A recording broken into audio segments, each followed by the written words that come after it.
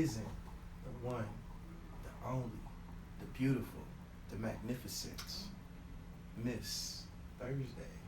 Thursday's Angels. Thursday's Angel. How you doing today? I am excellent. I just want to say I really appreciate you for coming on, taking the time to sit in the hot seat today. Yes, it's definitely hot. But I appreciate you for bringing me to the hot seat. It's definitely a pleasure. Yeah. So normally, like when I start my interviews, I try to think of a word that best describe that person. Mm-hmm. And I think I want to let you describe it because your name.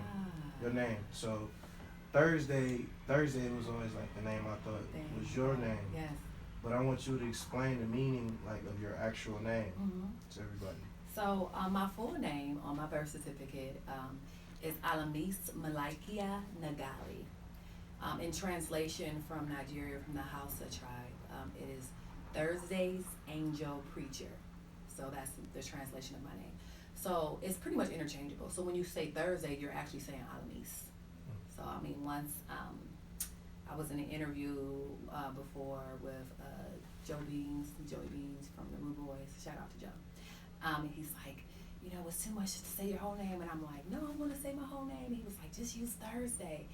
And at the time, I was just using Thursday, so I didn't want people at work to try to follow me. And we went in an interview, and when it was time to say our name, Thursday just came out. And I was like, you know what? At that point, Thursday was born. And there's a difference between Thursday and Alamis. And I'm glad I was able to differentiate that. That's dope. That's a unique name. Like coming up in school, like did people talk about your name? Alamis? Yes. I got Alamis. I got Alabis, Aloise, Alagis, Alamis. Of course, you got all that stuff. But being me, I have a very strong character. And I take a lot of pride in my name. I take a lot of pride in my African roots. So I mean, it just kind of gave me, the ability to just constantly teach me how to speak up for myself. So I mean, names are powerful. So I think my dad knew what he was doing when he named me that, because he knew I was gonna have to speak up for myself. And that's what this show is called, Speak Up Baby. Speak Up Baby. You speaking. Yes, sir. So I wanna go to the beginning. So you're from East Cleveland? East Cleveland, born. Yes, EC. Okay, so how was that growing up in East Cleveland? I love growing up in East Cleveland. It wasn't what people look at East Cleveland at now. There's been a huge transition within the last 10 years in East Cleveland. But, grew up in East Cleveland. My grandparents brought their first house in the 50s on Cardigan Road, which was happening a lot in the 50s and 60s. You had a lot of the African Americans coming into East Cleveland, becoming first homeowners, and then the white fly happened. But my growing up, was a transition between, I'm an 80s baby. I'm an 80s baby, so a lot of the drug game started to come to the city. But even though the drug game was coming to the city, we still were able to ride our bikes up and down the street, go to the local park. We would have parades. East Cleveland was still a community. We would have block parties and everything. So it was amazing. Everybody knew everybody. So East Cleveland is such like a community. It's like the mecca of. For me, I feel like East Cleveland is like the Brooklyn of Cleveland, because it's just like a lot of talent comes out of East Cleveland. When you see a lot of the local talents that are going right now, here you ask them where they're from, they're going to tell you they're from East Cleveland, So, and it's the pride that East Cleveland has to this day. Like, it's just so much pride. Like, we act like we're from Wakanda. Like, we like East Cleveland. We don't care, and we've always, I feel like East Cleveland, I feel like we always have this attitude we have to prove ourselves. Because people always just look down on us, not knowing it's like, we're actually Rockefeller. Our history is great. Rockefeller established itself in East Cleveland, so, but we had the whole thing about, was it this scandal with the AIDS scandal at Shaw, and there's a whole bunch of different things. So I feel like East Cleveland people, they always have a voice to make sure they take up for themselves and who they are. So that says a lot about me as well, being from the city. So speaking of Shaw, you're a graduate from Shaw High School. Yes, I did. Okay. Did you do like any activities in high school? Absolutely. So in high school, I tried to get my feet wet in everything. I did a little bit of swim team. I was a highlighter in the band. I did track. Did a little bit of theater. So, and my love definitely. I was a cheerleader as well. So, but my love was definitely dance and track in school. What you did the 4x1? I did the half mile and the 4x4, and I did long jump. Oh wow. Yeah, so I started off in middle school. I did the mile because I'm like, I know I can execute. Like, I know nobody's trying out for the mile. I know I can do. I used to run as a child just by myself around the block. Like 8 years old, I conditioned myself. I always loved running. And so when he was like, you have to run 4 laps, I'm like, I got this. I'm like, no one else tried out. I'm like, I'm going to guarantee to make the team, you know? So did that, and then towards high school, ran the 800, 4x4, ran the anchor. If y'all know about the 4x4, it's the last race of the track meet, and to beat the anchor was a big deal, you know, so, yeah. He was pretty fast if he was anchor. Yeah. That's what's up. So you have brothers and sisters? Yeah, so I'm the second oldest of 5. There's 5 of us all together. So, yeah. So how was that like as far as like growing up? Well, it kind of, the dynamic of really growing up with a large household was different because my siblings are so much younger than me. My older sister, she's about 2.5 years older than me. And then my younger sister is 8 years younger. I have a brother that's 10 years younger, and I have another little brother that's 14 years younger. So even though I have a large family, I kind of grew up for a long time like the baby, you know. So and so I have this whole complex where I think that's why I almost have like a middle child complex, because I was the baby for 8 years, but then I'm an older sibling as well. But I think that really helped cultivate my people skills. When and I think birth placement really does help demonstrate your people skills, because usually the oldest, I'm a little bit more quiet or reserved, you know, youngest. So by me being able to be, you know, the baby at one point and be the oldest at one point, it helps me connect with people. I can connect with people of just whether they're older, whether they're younger.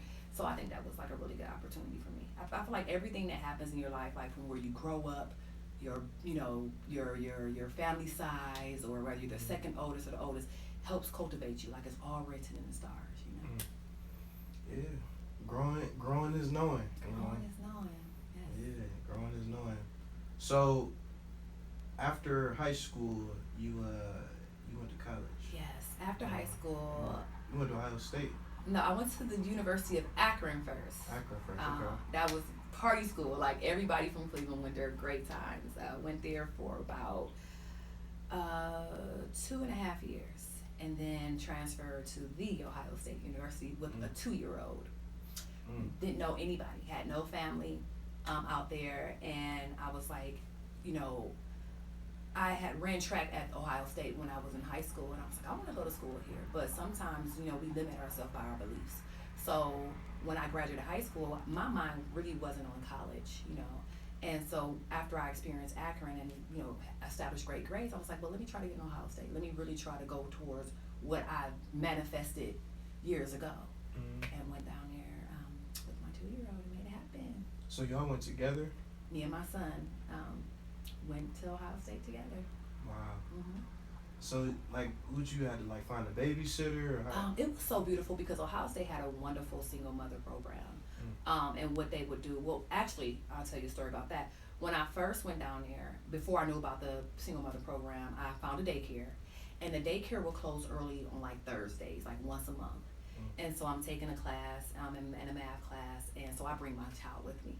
He's coloring on the floor, and he's like, you know, and so after it's all over, I gather his things, and I wipe up, I go in the bathroom, I'm like scrubbing the floor, and my teacher's like, you're such a good student. He's like, I see how hard you work. He's like, I don't want you not having a babysitter stop you from going to school. And I'm like, well, I went in the Ohio State child care waiting list, and it's like 200 people on the list. I'm number 202.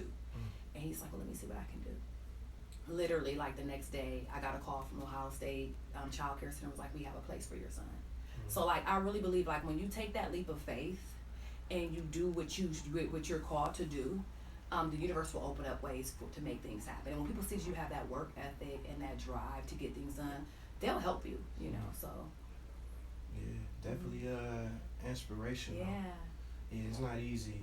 I interviewed another alumni from Ohio State, and she had a baby. Yeah. Like during college too, and she was running track, and didn't even tell the coaches or anything. Till she was like, I think she said she was like 6 weeks or something like that. Wow. So women, you guys definitely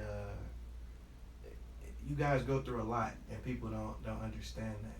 Appreciate that. And then y'all be having all the emotions and everything too. So yeah, I mean, it's just once you get older, it's feminine energy, and once you learn how to hone in on your feminine energy, it's actually good emotion because it's sensors to help direct you through life. I think a lot of women, they just, with their emotions, they don't know how to navigate it. You know, just like anything out of control. When you're first born, you have these legs, but you don't know how to work them. You know, so, you know, they're there. Once you learn how to work your legs, they become fully functional for you. And the same thing is with emotions, you know. You know, they're there to help you. I don't think the Most High gives us anything that's not there to help move us forward in our purpose. But it's just us as women, part of our life journey is to learn how to navigate those emotions and really tone into that feminine energy. So you had your son in college, and you graduated. You graduated from Ohio State. Graduated from Ohio State. So you have 2 sons right now. I have 2 boys. 2 boys.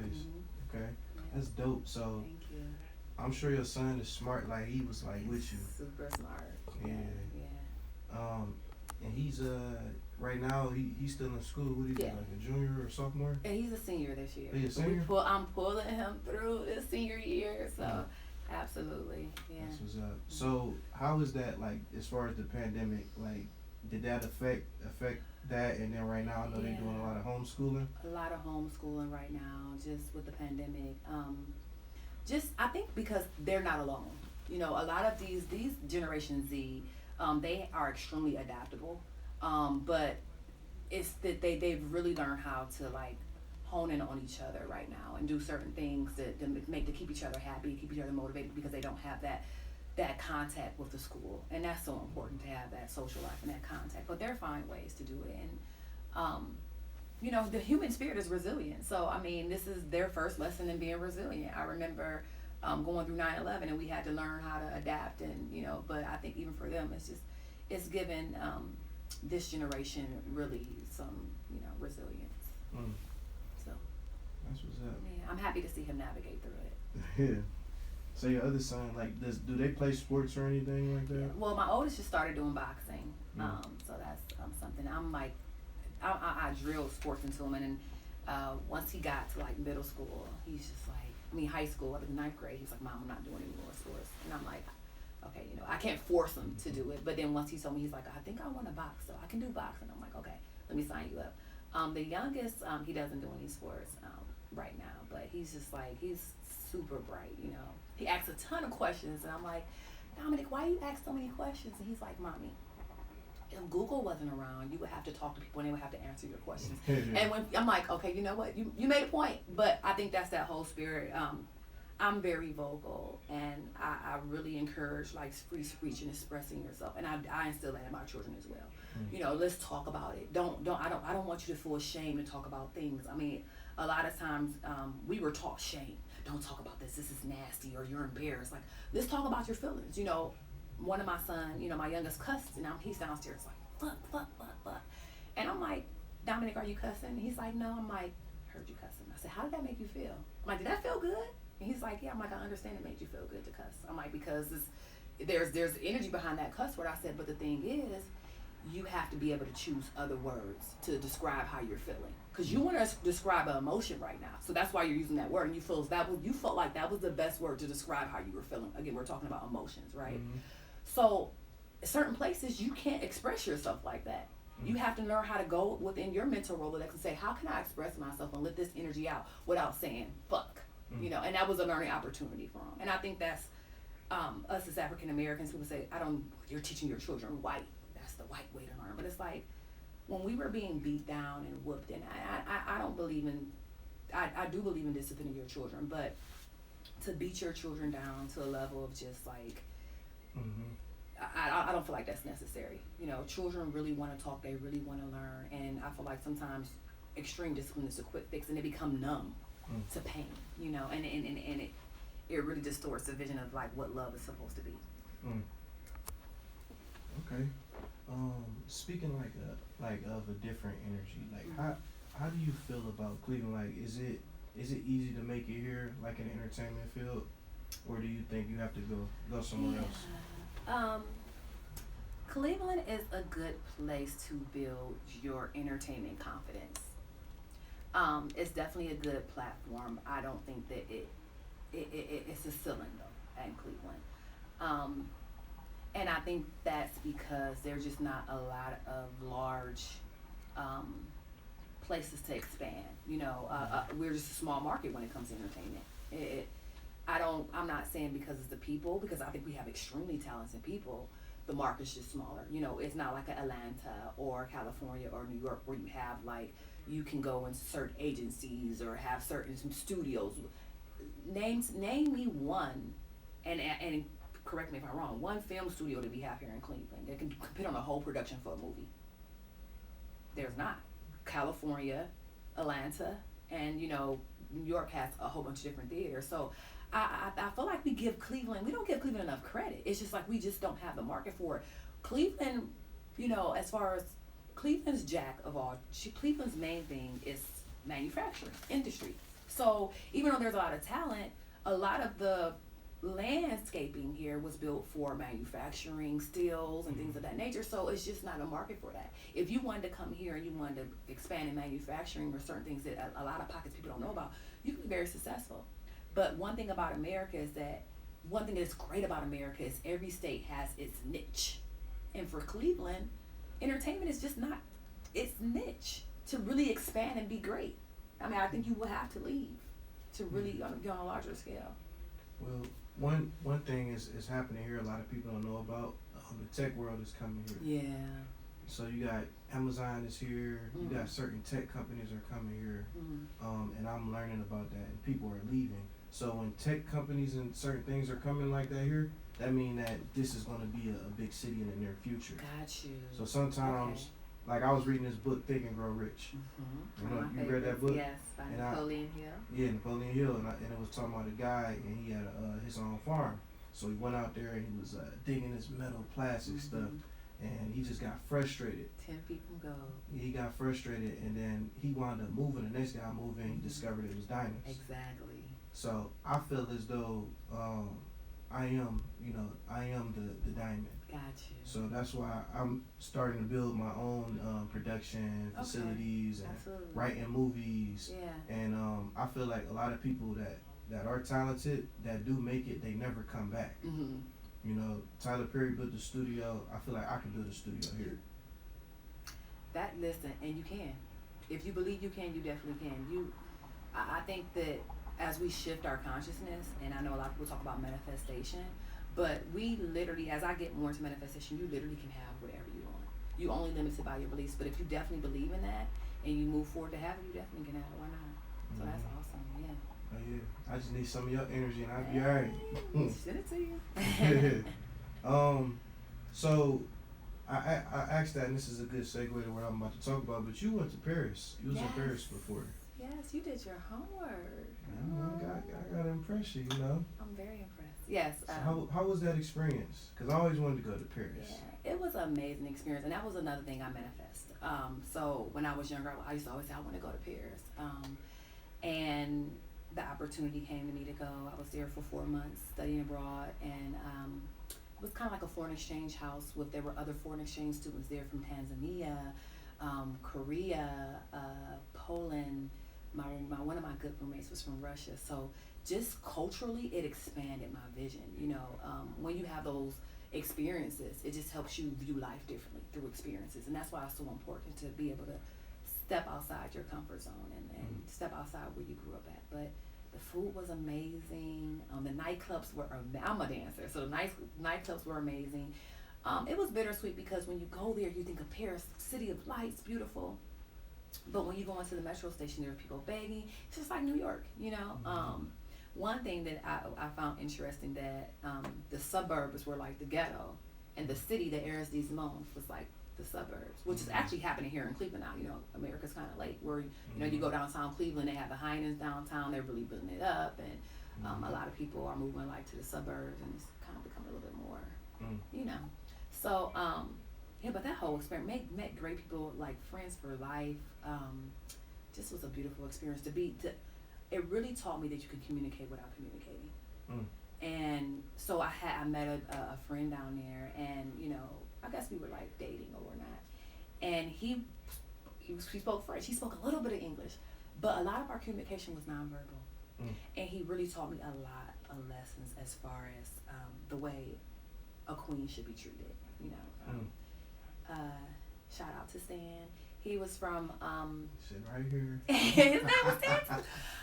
But you know, he had dual citizenship in Gabon, and he was French as well. And he would do things like, let's have a picnic outside of Notre Dame, or let's ride bikes in the middle of Paris. And he was like, this is how you're supposed to be treated. And he would tell me, he's like, you smile, but I don't see any laughter. You know, and it was like, it was so deep, and it was just like I said, the communication without communicating, that was just such a really wonderful lesson I had to help just cultivate me. And I think it opened me up more to even explore, like in my poetry.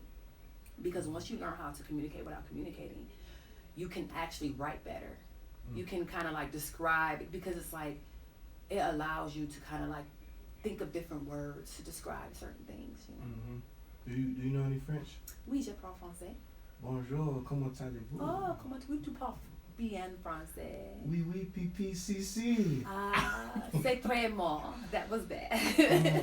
I know my Very alphabet bad. too. A, B, C, D, E, F, J. H, I, J, K, L, M, N, P. Hey. Q, R, S, T, U, V. W, V, X, Y, and Z. Z. Why do I like Z so much? My favorite French word was, two. I like parapluie, and that's actually an umbrella. Something about that word was just amazing to me. Parapluie. And then another French word that I love is ne t'inquiète pas, which means don't worry about it, you know. So I was stressing out, you know, because I was still taking classes, and I was talking to one of my professors, and I'm like, I'm so stressed out, and he's like, ne t'inquiète pas, like, don't worry about it. But the tragedy that happened down there was a girl, a Swedish foreign exchange student, that got murdered. And she was taking a taxi home. It was like a fake taxi, and the guy ended up kidnapping her and murdering her. So I told myself from the whole time there, I'm not going to take any taxis. I'm taking a straight metro. Get out the metro. A guy like looks at me, and I'm like, I'm giving him the East Cleveland stink. I like, I wish you would. You know what I mean? Like, don't come over here with that. I don't think that that's universal. That look was. I think that kind of like, you know, that was like, come here. So we're going inside the building, and you have to hit a light. Well, the light switch. Everything shuts off when you leave the building because they're very big on energy efficiency. So I go inside my apartment or flat, and he hits the door, he hits the light, comes up behind me, and I have like this trench coat on, this dress. It's my birthday. And he takes the trench coat and he pulls it up.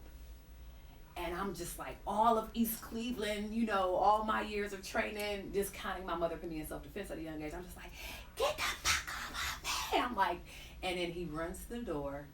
He blows me a kiss, and he waves bye-bye. I get in the elevator, and I'm like on autopilot. I don't even remember how I got into bed. I don't remember how I woke up the next day. All I remember was I was in the classroom the next day. My professor's like, what's wrong with you? And I started crying. And he's like, you have to make a police report. And so, you know, trying to translate something so tragic in a country that you're not from was very difficult to me. That's why I respect all foreigners here, because I understand how difficult it is when you're trying to communicate and trying to express yourself, and you don't have the words, or you might have an accent. So it allowed me to get so much patience with people who come over here. They're like, speak English. Well, no, you know, they're trying. You know, who doesn't want to communicate and express themselves? So. Wow, that's a great story. Yeah. So like your major, what was your major on? Yeah, so I majored in marketing. I had a minor in dance. Oh, guess who else majored in marketing? Did you too? And we got almost the same birthday too. Oh my God, you're like my twin. Yeah, I majored in marketing and I minored in entrepreneurship. Okay. Sound familiar, don't it? Yeah. Your birthday, April 8th. April the 8th. So how did you feel about your birthday? Cause I turned 30 this year. Yeah. And I had a big party and I had to cancel it. I was pissed. Sorry. Well, you know, I my birthdays before this one, I turned up to the max. So I really wasn't that disheartened. You know, I literally was like, listen, I'm going live. I went live. I had, you know, a dance party because I love to dance. And I was like, this is the same thing I would do if I would go out. You know, so I just danced all night. I told everyone, I'm like, bring it. Send some requests of your songs that you want me to play.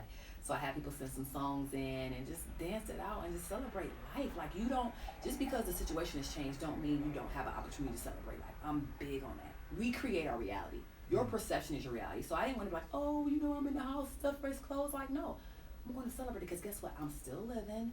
I'm still breathing. I can still dance. I can still laugh. I can still have a drink. Let's celebrate what I do have. Right. That's what I focused on. That's dope. Yeah, your spirit is just so beautiful. Thank you. Um, so I actually met you from you doing like poetry, Mhm. and actually like I never knew who you were, but I seen you on the stage. But not only poetry, but you were actually hosting. I Yeah. was like, wow, she got like a lot of talent. Thank you. So I'm like big on seeing people gifts and talents and things like that. So um, how did you get into poetry? Like when did you start writing? So, I started writing in second grade. So, growing up, I struggled in reading, and it wasn't because it's just I don't think they teach reading so standard. Like you have to read like this, you know. And so I had to figure out a way how to read my way. And I was taking this class called Chapter One, which they would bring you out the classroom every day, and you would take these special classes, and they would really help you on your reading. And I read a book called uh, from Eloise Greenfield. Was a children writer. She wrote poetry books, and I was just like, this is so amazing. She wrote a poem called Harriet Tubman Don't Take No Stuff.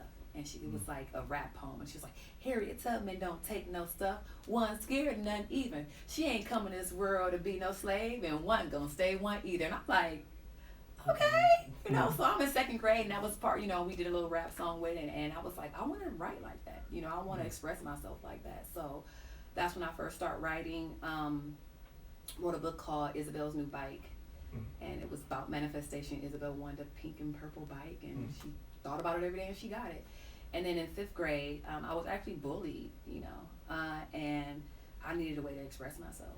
So I was fighting. I was a tomboy, so I was fighting all the time, and I'm like, let me just write. I'm like, because I'm getting in trouble, I'm getting suspended, and I just wrote it out, and I expressed it. It was like a assembly, and I was able to express it. I was like, oh, people are responding to this, and I can let out my feelings.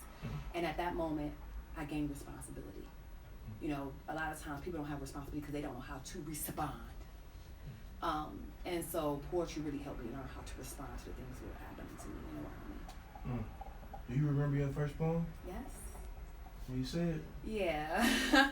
So again, I was like in fifth grade. It was about being teased. It goes, I'm going to try to remember it. I'm a black girl in a black world. They point, they tease, they laugh. I try to stay strong and not break down, but I realize nothing's fair in this cold black world and in this cold black town.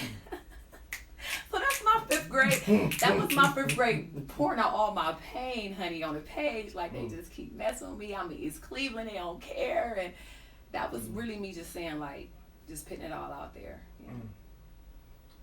That's dope. Yeah. That's good that you even can remember that. That going back that far. Yeah. I guess I got memories of that far too. You do multiple things, not just like poetry, but you also act. You model. Yeah. You're a wonderful mother. You do hosting. And you probably can do a bunch of other different things too. Cause I can cook too, y'all. Cook. What's your specialty? I really like salmon. I'm really good at salmon. So if I do like a garlic butter lemon salmon with some asparagus and some red skin potatoes. Or, I just like to just do different things, stuffed avocado. I like to do, I like fresh, healthy food. I like my food to look good and taste good. So you don't be eating like beef and pork and stuff like that? Ain't no pork on your fork, huh? Ain't no pork on my fork. Ain't no swine when I dine. I know that's right. How long you been doing that, like eating healthy? Yeah. So when I had my second, because I used to eat fast food, breakfast, lunch, and dinner, like just reckless with it. And when I had my second child, they said that I could potentially have diabetes, and he, I forgot what it's, gestational diabetes.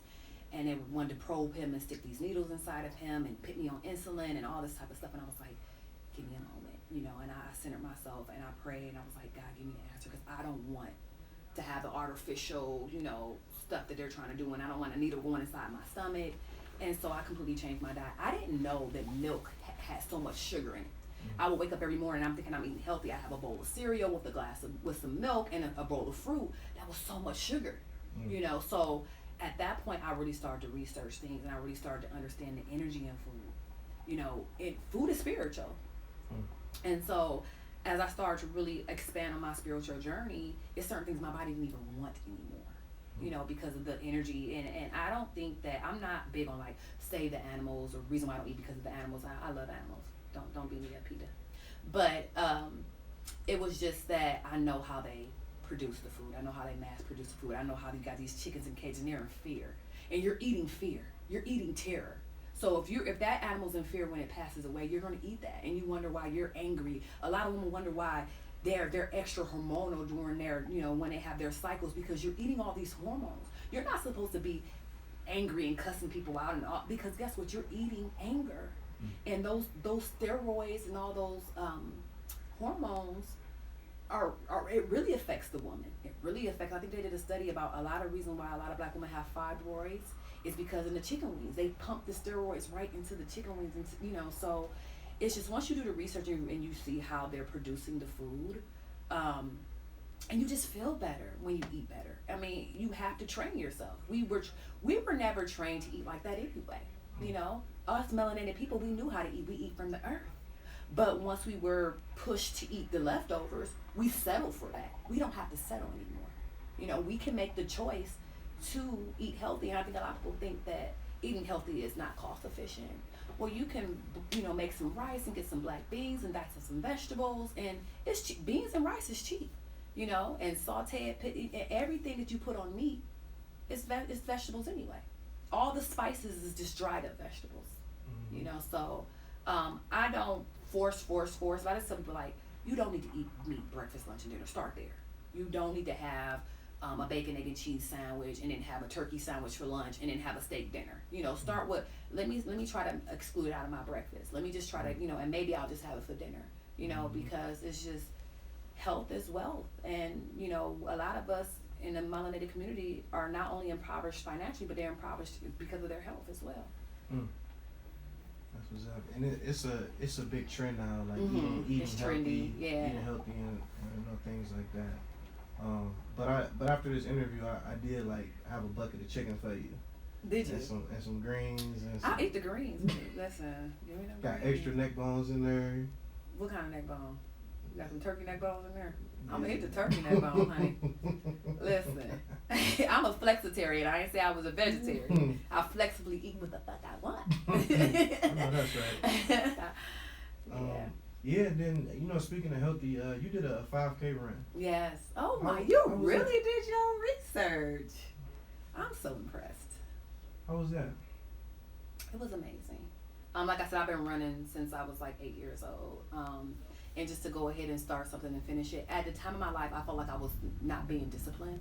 And so I was listening to a lot of self-help tips. I'm like, what do I need to do to be disciplined? Like, what do I need to do to make sure that I'm doing something and finish it? So what I would do, at this point, I was married. I don't know if you know I was married. And I felt like I got stuck in a rut of like being a mother, being a wife, and my life was so mundane. So I was like, wake up every morning and run. So I would wake up every morning and run 2 miles. It wasn't fast, but I just made sure I said every day, make sure you get up and run. And at that point, I'm like, well, I've been running every day for 2 days. Let me just try to do a 5K. Never did it before. And so did it, and just to be able to do it and complete it, and my children to see it and do it and complete it, it was amazing. I would love to do another one. Yeah. That's dope. I wanna do like a run like that. Yeah. I used to be like 215 pounds. Really? I'm like 240 now. So I might have chopped like 10, 15. Yeah. But yeah, you're right. Just growing up when you were younger, your parents make you eat vegetables, and they make you do certain things. When we get older, a lot of times we gotta make ourselves do that.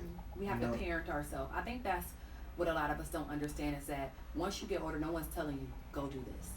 Make sure this is done. And you have to learn how to say, I want to do this, but let me get this done first. You have to learn how to parent yourself. Yeah, I think it's easier, if you have kids, because it's like you see yourself, and it's like they have to eat it, and if you don't eat it, they gonna do what you're gonna do. So that's something that definitely can help as well. Yeah. Yeah. So you had made a quote, and you said, "Stop pressing rewind on the things that need to be deleted out of your life." When did I quote that? When did I say that? Okay. It was about 7-8 years ago. 7-8 years ago. Yeah. Stop pressing rewind on the things that need to be deleted in your life. Yeah, I mean, I think a lot of us do that, you know, and I think the reason why a lot of us don't understand why we having tummy aches and we hurt is because we drinking milk that's is expired. People, certain people, places, and things are expired, and we're still going to that. You know, we have to understand when we outgrow things. And I think going back to, you know, as a child, we learned that you go to new levels, you outgrow things. You go from kindergarten to first grade to second grade, and you change friends, you change school, you change, you know, you start to develop. But as an adult, I think we forget to graduate. I think we forget to continue to go to different levels, different grades, whether it be people, places, or things. So, and no love lost. Just know when your time is up in certain things. You know, don't get too stuck. Don't get too complacent in things that no longer serve you. Yeah, my parents, they taught me always work on your pie. Yeah. And the pie was working on your mental, your physical, your spiritual, your intellectual, and your emotion. We never can truly be like 100% at all of them. Yeah. But every day I try to work and strive for those. So one of my goals was to be a millionaire by the time I hit 30. But then once the pandemic hit, it was like a wall. I'm just like, damn. And then I turned 30. Yeah. But it had made me think back about my the things that I was taught. And since I've done that, I was able to get a facility, and my fragrance is selling. Yeah. About to get a new house, got a new car. I wrote my first movie. So I was focusing on the wrong things, and I'm like, maybe I need to focus on me more internally, and then everything else is going to come to me. That was a beautiful journey. I think there's no such thing as like people say, well, I was doing this and then I made a mistake or I failed. There's no failure. That's like telling a person, a 1-year-old that's getting ready to walk, you fell down, quit. Don't try to get back up and walk again, because that's where the lessons are learned. That's how they learn how to walk, is through the falling. And so that's how we learn how to be our maximum self, or we learn how to succeed, is through our failures. There's no, when I feel like, oh, I failed, I ask myself, I said 2 things. What did you learn? And what would you do differently? If you can walk away with those 2 valuable things, you never fail. It's always a success. It's only a failure if you stop. If you stop going for what you want, that's failure. To quit is failure. Right. Yeah, you gotta get off your ass in order to stand on your feet. There we go. Yeah. If you having a bad day, what is it that a man could do to make you smile? I'm so simple, really. Like, listening to me, asking me how was your day. You know, I'm a foodie, so food, you know, definitely can do it. Just really, you know, are you saying like if this is a significant other? Yeah, I'm really big on physical touch. So, you know, a hug, like a nice good hug, you know, to get that energy connection. But yeah, like food, just listening, you know, a great laugh, just have a great conversation. I'm all about a good conversation, intellectual conversation, you know, stimulating conversation. So. Well, I got a joke for you. Okay. What did the hot dog say when it crossed the finish line? I bun. I'm the wiener. Oh.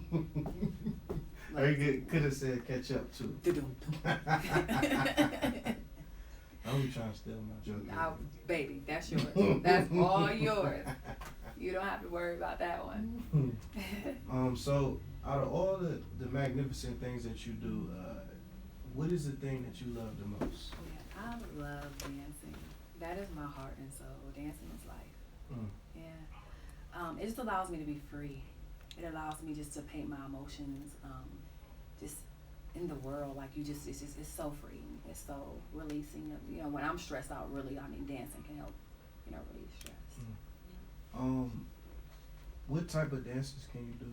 Yeah, so I studied ballet, modern jazz, hip hop, African dance, a little bit of tap. Just took 1 class, so I wouldn't say I'm an expert in it. Tap dancing? Flap heel toe.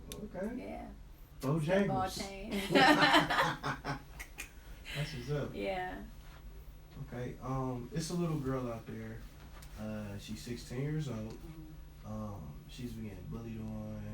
She has all this talent, and she doesn't know how to release it because there's so much getting thrown at her, getting pulled all these different directions. What advice would you give her and she's from East Cleveland. Yeah, that made me cry. So, you know, hold on to your passions. Cultivate your passions any way you possibly can, you know, and don't let your environment predict who you are inside. And just find ways to be able to express yourself with your arts. And eventually everything is going to come full circle, you know. Live passionately, live boldly, live on purpose. Speak to as many people as you can as far as what you want to do and what you're passionate about. And know that there's a light inside you, even though you don't feel it. So. Yeah, I'm gonna give you a hug or something. Miss Obama over there. Miss Obama. You have, it's a movement that you're a part of where you started. It's called the Poetic Movement. Poetic Movement. Artistry that makes a difference. Yeah. When did that start? So I actually started that back in 2014. Actually, is when I first, you know, had the vision for it.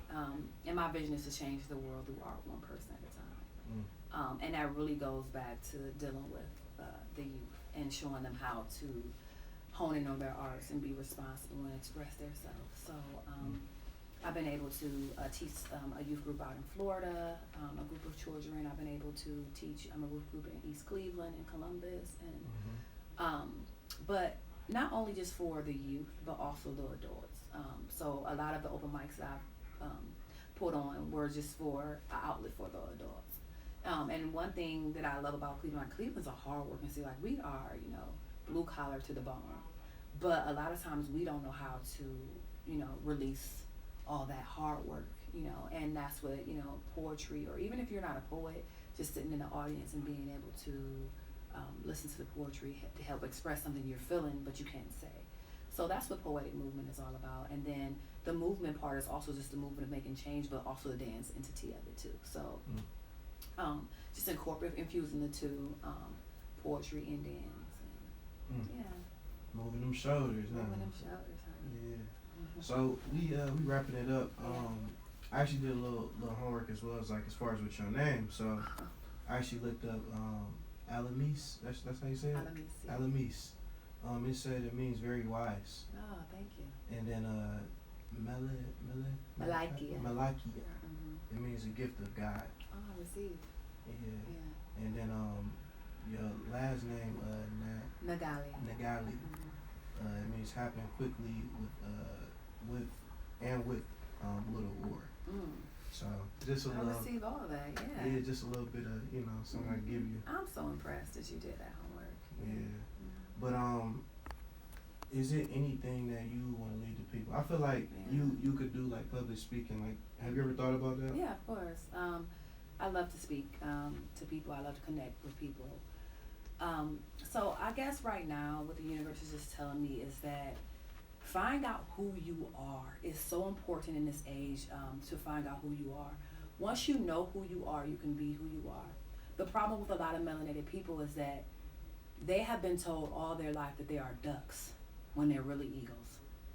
So find out who you are, connect to your higher self, connect to your higher being, walk in your greatness so you can soar and do the things you need to do.